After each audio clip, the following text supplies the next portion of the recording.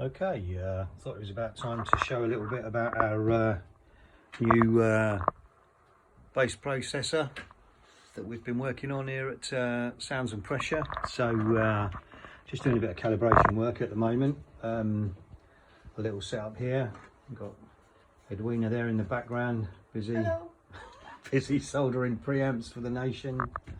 So yeah, so we've hooked up, so we've got our prototype bass processor here on the top, and we've just we're going to connect it and demonstrate it through just got a little custom three-way preamp here. So the bass processor is connected to the output of the sub bass section, and we're going to just sort of control all the bass and sub through the processor. So we flat EQ everything on our for the purposes of this demo, we flat EQ everything on the three-way preamp, and I recommend that when you actually run the processor, you don't if you start running heavy parametrics on the preamp and then stick a load of extra processing in on the bass processor, it's a bit over the top, frankly. So I think you should just choose one thing or the other. So the bass processor that we're developing just gives you a bit more control over the bass and sub. What we're going to have on this unit, we've got an input level control. There's an LED indicator to tell you when you've got it at the optimum set level. We've got a just quickly over to the other side, then there's a separate output level control. And broadly speaking, we've got the Growl, we've got a 6-way bass sub equalizer, fixed Q, fixed frequency, ranging from about 30 through to about 110 hertz or so. So covering the sub and the primary sort of sub and bass frequencies. And then we've also got 2 sets of parametric equalizers. One set, these 3 knobs here, 1, 2, 3, dedicated to the sub frequencies, and one set dedicated to the sort of bass kick frequencies. Now these are full parametrics, so that means we've, as well as the gain and frequency controls, we've also got a Q, or some people call it slope. I mean, I've heard lots of different names used for it, but a bandwidth essentially control, and that's fully adjustable. So it's a really good parametric, this full parametric, for one for sub and one for kick frequencies if you wanted to use this processor on those frequencies as well. And then here at the end's the output level.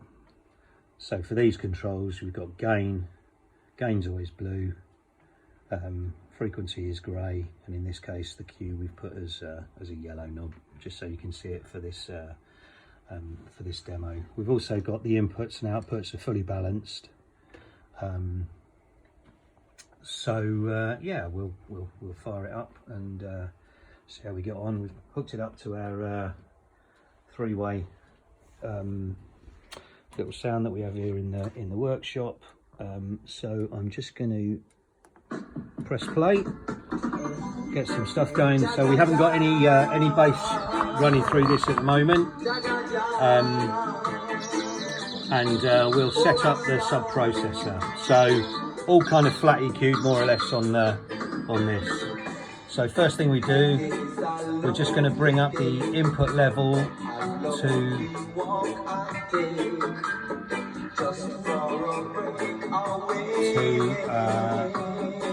so we just sort of start kissing the green LED indicating, and then we're going to bring up the output level just to bring in just doing this by ear really. So it's all flat EQ'd still at the moment. It's got a nice warm rounded bass.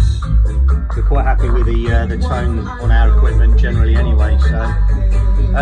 So we'll just demonstrate all the all the controls really, and I think what we'll do, we're just going to kill mids and tops. Probably turn this up a little bit on the output, so you can kind of hear much more cleanly and clearly what's going on. So there's our growl function. Hear that kicking in, that valvey sound, that nice warm tone that you only really get truly with valve amps, but this is a pretty good replica. Off, on. Okay, now I'm going to I'll stick the mids and tops back on, and then I'm just going to throw. I'm not going to EQ this properly. I just want you to hear the sound. Right. So this is the six band dedicated sub and bass processor, equalizer, fixed Q, fixed frequency, normal equalizer. So I think one thing also to say actually about this little sound is that speaker there, that sub speaker, that doesn't really work below about 40 Hertz. That box is far too small. It's a big 24-inch driver, and that box is far too small for it really.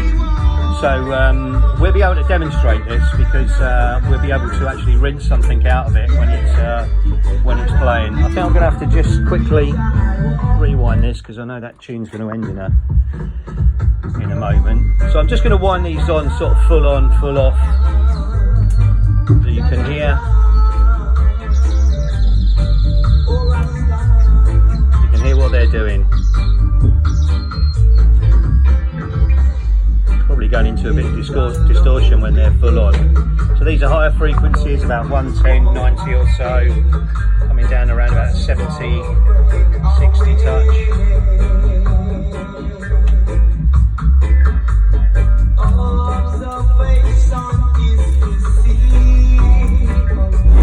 Now we're really kind of coinciding with that bottom end on this particular tune.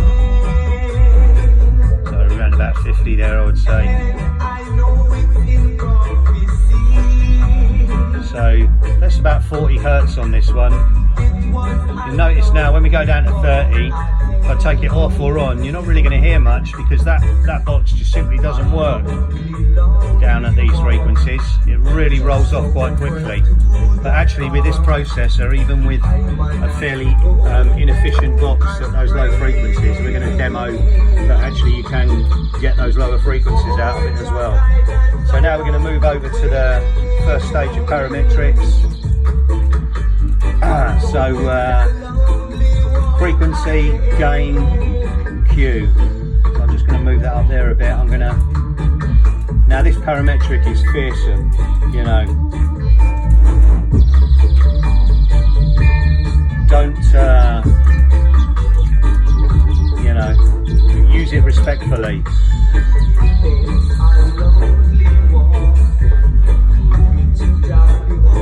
So this is a very narrow Q down here. So if I swing the frequency, it will kick in if it's coincident with that kind of one. There we go. Very narrow bandwidth.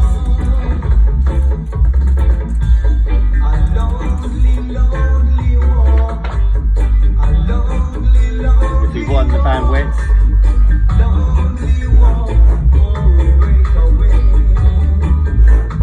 Beautiful. Now I've kind of got that rolling bass.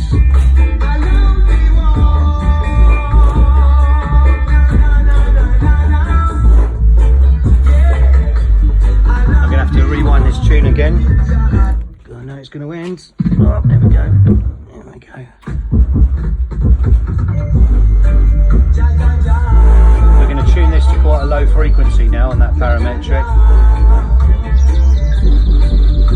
See if we can get something out down here at 30 Hertz.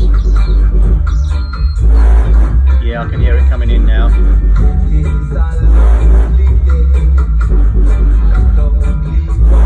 I mean, that is full of tone. Full of tone.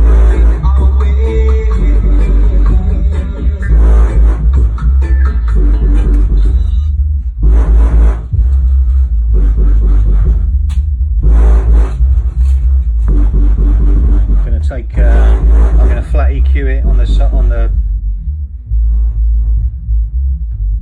that's the difference.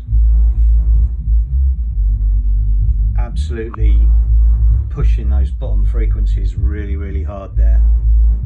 Put it back in.